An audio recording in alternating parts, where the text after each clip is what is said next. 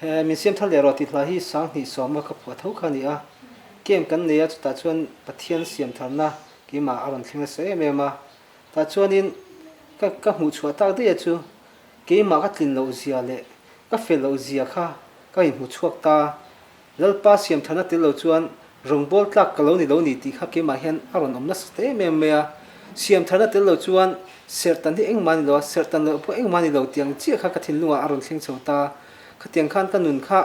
siam thar ani don chuan ma ni in hmu den hi lo nga ya ma ni diklo na le fel lo na zong zong thailand a om chi hian siam thar na hi aron thleng thin ani ti te ke ma chu aron thleng chota chuan lalpa rongbol tur po hianin ma ni lom na mai kalo zong thina ma ni hlim na chau kalo zong thini ti te kha ka til ro ron om ta khami tang khanin he lai tiang hianin a hlain ka ron siam chuak ta ni a ke ma tak tak phei chuan ni tin hian he la ka ngai thak non le te he la ka sak chuan non le te hian lalpa ne da kein hlan thar nan ka hmang le thina kanun hian chak thar nan ani nan anung hmang le thina tiang chuanin ngai thatu te po hian kan nun hi ke ma ni po hi in wan ila ke ma ni chakna ni lawa pathian chana kan rin chuan chumi tang chuan siam than le din thar le na kan chang le thei ni ti hru chungin he la hi thilum takin ngai thak cheu ngo